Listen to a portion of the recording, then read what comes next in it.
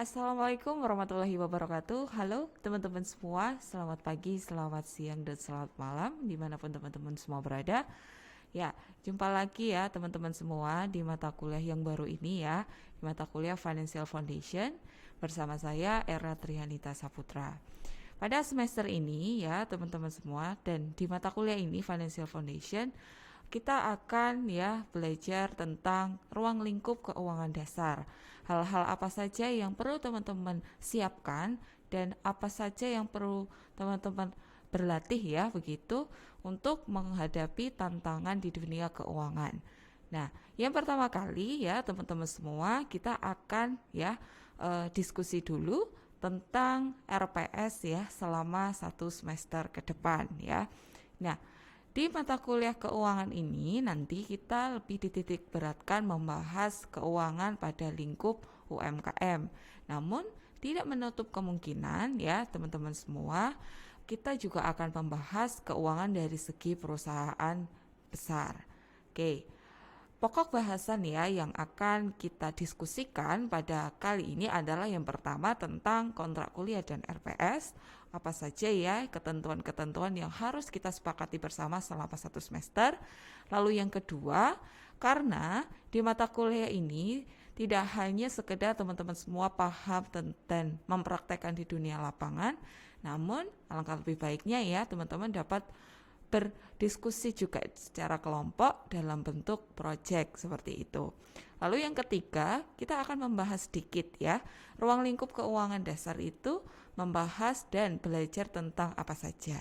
Mari kita lanjutkan ya. Yang pertama, kita mulai dulu teman-teman. Financial Foundation. Apa itu Financial Foundation? Ya, Financial Foundation ya adalah ya suatu mata kuliah yang memberikan konsep ya, yang mana konsep tersebut membantu teman-teman semua dapat dalam menganalisis dasar-dasar keuangan untuk menentukan 3 keputusan teman-teman secara garis besar. Yang pertama adalah keputusan ya tentang apa yang mau dilakukan ya. Apa yang mau dilakukan kacamatanya adalah seorang ahli keuangan ya. Lalu yang kedua, strategi. Apa yang mau dilakukan untuk mendapatkan uang ya. Yang pertama adalah jika seorang entrepreneur ya dapat ya menciptakan berbagai ide. Lalu yang kedua, uangnya ini dapat dari mana? Nah, kita akan membahas lebih lanjut di mata kuliah ini. Lalu yang ketiga ya, setelah tahu strategi mendapatkan uang dan mengelolanya, yang ketiga adalah bagaimanakah pengelolaan aset ya, aset yang kita miliki agar nantinya teman-teman semua dapat memperoleh keuangan atau kita sebut sebagai manfaat di masa yang akan datang. Lalu, metode perkuliahan ya yang akan kita tempuh ya selama satu semester terdiri dari 3 hal teman-teman. Saya akan membahas yang pertama dulu. Selain diskusi di kelas ya, di sini difasilitasi ada 2, diskusi internal dan eksternal. Diskusi internal di sini di kelas tadi, yang eksternal apabila teman-teman menghendaki bahwa ada kesulitan ya, misalnya kesulitan di dalam pembelajaran. Lalu teman-teman semua bingung, silahkan tanyakan ya, nanti di luar jam perkuliahan tidak apa-apa. Lalu yang kedua adalah ada fasilitas podcast yang dapat teman-teman manfaatkan ya apabila teman-teman semua ingin mereview kembali ya pembelajaran yang sudah didiskusikan di kelas seperti itu. Yang terakhir adalah tugas final. Tugas final ini terkait dengan project tadi. Oke? Ya, setelah kita tahu ya pembelajaran di Financial Foundation, yang ketiga adalah terkait dengan capaian pembelajaran program studi. Di mata kuliah Financial Foundation ini ya, jadi kita sudah berdiskusi ya apa saja yang dilakukan oleh seorang ahli keuangan ya. Ada 3 hal ya. Teman-teman semua, saya targetkan tidak hanya tahu sekedar konsep saja, tapi ada hal lain yang akan diperoleh setelah teman-teman menempuh mata kuliah ini. Yang kedua adalah skill, karena yang pertama knowledge ya, paham tentang konsep. Lalu yang kedua skill, yang ketiga adalah terkait dengan attitude. Attitude di sini tentang apa? Etika, kemampuan teman-teman semua dalam berpikir ya, kreatif, inovatif. Nah, yang attitude ini akan kita capai ya dalam diskusi kelompok. Oke. Nah, di sini selanjutnya adalah teman-teman mau ya mendapat nilai A ya atau A kuadrat begitu ya Bu ya. Nah, bantu saya ya teman-teman semua dalam menilai ya. Di sini ada beberapa komponen penilaian di mata kuliah Financial Foundation. Yang pertama adalah terkait UTS, UAS, project, tugas, dan kuis ya. Masing-masing di sini ada berbagai komponen ya. Kalau UTS 25, UAS 25, project di sini selama 1 semester itu 1 dan berkelompok ya. Lalu tugas di sini 15% dan kuis biasanya saya akan memberikan sebelum teman-teman melaksanakan ujian, baik itu ujian tengah semester dan ujian akhir semester ya.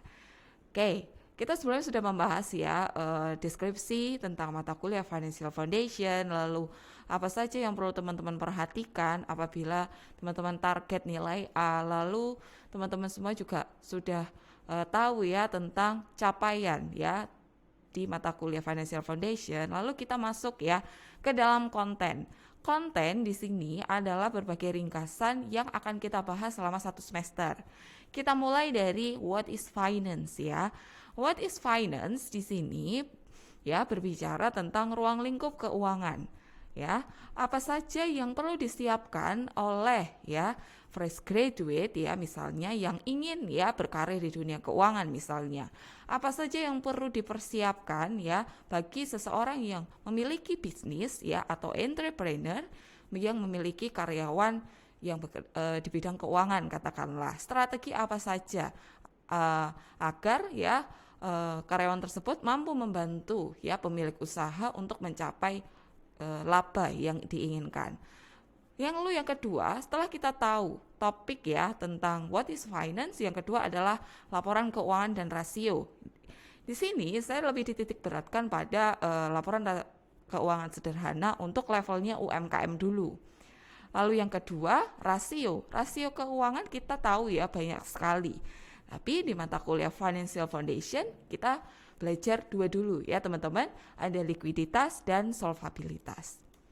Setelah kita tahu laporan keuangan, nah sekarang kita beranjak ya ke short term financial management atau ya keputusan keuangan jangka pendek. Jangka pendek ya ada kas, ada piutang dan persediaan. Namanya saja di sini finance ya, kita berkacamata bahwa finance itu adalah masa depan. Berarti apa saja yang perlu kita persiapkan ya agar di masa yang akan datang kita mencapai keadaan keuangan yang sesuai yang diharapkan. Setelah kita belajar short term financial management, teman-teman semua di sini akan belajar tentang break even point. Break even point di sini berbicara kapan ya atau saya harus menjual berapa unit atau di sini saya harus menjual berapa rupiah ya agar bisnis saya ya berada pada titik yang impas atau 0 ya. Setelah teman-teman semua berbicara dan di sini berdiskusi ya tentang teori-teori keuangan, nah saya akan bawa ya teman-teman semua untuk menganalisis dan berdiskusi kasus keuangan dalam bentuk portofolio. Portofolio di sini masih ingat ya kalau portofolio itu adalah ya sesuatu keputusan ya yang mana keputusan tersebut terdiri dari berbagai alternatif pilihan untuk memberikan value yang maksimal bagi perusahaan atau bagi pemilik bisnis. Oke, ini adalah konten ya yang akan kita bahas selama 1 semester ke depan. Lalu selanjutnya adalah kita akan membahas ketentuan kelompok atau project karena di metode perkuliahan ada yang namanya tugas final ya. Oke, ketentuan kelompok di sini terdiri dari 7 sampai 9 mahasiswa dan dibebaskan serta bertanggung jawab. Tugas nanti karena tugas kelompok terdiri dari satu selama 1 semester dikumpulkan maksimal di pertemuan ke-13 dalam bentuk PDF dan dipresentasikan ya dengan singkat dan jelas di pertemuan ke-14 dan 15. Projectnya itu ngapain aja ya Bu? Nah, kita akan membahas di sini. Yang pertama adalah topiknya bebas, asalkan relevan dengan materi yang sudah kita bahas sebelumnya. Tadi ada BEP, ada laporan keuangan. Lalu yang kedua, setelah teman-teman semua menyepakati topiknya mau apa, silahkan dalami dan analisis kasus yang sudah didapatkan. Ya, skalanya UMKM dulu ya. Banyak ya, ada kebab Turki, ada burger ya. Lalu yang ketiga, penentuan objek dalam proyek tadi. Objeknya mau apa? Mau di mana? Contoh tadi kebab Turki ya, atau di sini misalnya burger milik artis siapa misalnya, atau kebab XXX misalnya, boleh. Terus yang keempat, uraikan definisi atau sejarah singkat dan keadaan keuangannya itu secara general saja. Karena kan kita tidak boleh ya biasanya memaparkan informasi keuangan secara rinci, karena keuangan itu adalah dapurnya suatu perusahaan. Lalu selanjutnya adalah silakan teman-teman semua jelaskan peluang dan dampaknya pada keuangan di masa yang akan datang itu apa.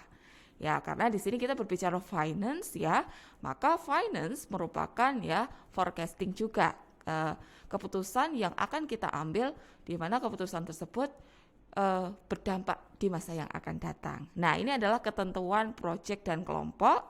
Untuk selanjutnya kita akan membahas kilas ya teman-teman, what is finance ya. Dimulai dari yang pertama adalah terkait dengan difference antara accounting dan finance. Seperti yang kita ketahui ya teman-teman semua, bahwa akuntansi dan keuangan itu sangatlah amat berbeda. Kita lihat dari segi range waktunya. Kalau akuntansi ya, kita sudah dapatkan ya teman-teman di Accounting Foundation, bahwa akuntansi berbicara transaksi yang sudah terjadi dan dicatat dalam bentuk jurnal. Tapi kalau keuangan ya, keuangan adalah suatu keputusan ya, atau suatu proses yang mana menghasilkan informasi, dan informasi tersebut digunakan di masa yang akan datang untuk melakukan targeting misalnya. Jadi secara range waktu, bahwa akuntansi sederhananya akuntansi itu berbicara historical, tapi kalau keuangan atau finance itu berbicara forecasting, itu masa depan. Ya, lalu yang kedua, setelah kita tahu berarti kalau keuangan itu masa depan. Nah, yang pertama ya keuangan tadi, keputusan terkait dengan apa yang mau dilakukan, barang apa yang akan dibeli dan barang apa yang tidak akan dibeli. Karena apa? Seorang entrepreneur itu mempunyai ide-ide yang sangat fantastis ya, yang sangat banyak sekali, dan orang keuangan di sini adalah remnya. Ibarat kata sepeda melaju kencang, ya remnya itu adalah keuangan. Oke, selanjutnya adalah strategi bagaimanakah cara mendapatkan dan mengelola keuangan itu agar keuangan di masa yang akan datang itu tidak menurun, tapi dia malah naik. Ya, setelah kita tahu, cara mendapatkan uang bisa dari utang, bisa dari investor. Bagaimanakah kita melakukan pengelolaan terhadap aset yang kita miliki agar mencapai titik yang efisien. Nah, ini adalah sekilas ya tentang apa itu keuangan, dan nanti kita akan bahas lebih lanjut secara spesifik di pertemuan selanjutnya. Mungkin sekian dulu ya di sesi kali ini, kita akan sambung lagi di sesi-sesi selanjutnya. Sekian teman-teman semua. Wassalamualaikum warahmatullahi wabarakatuh.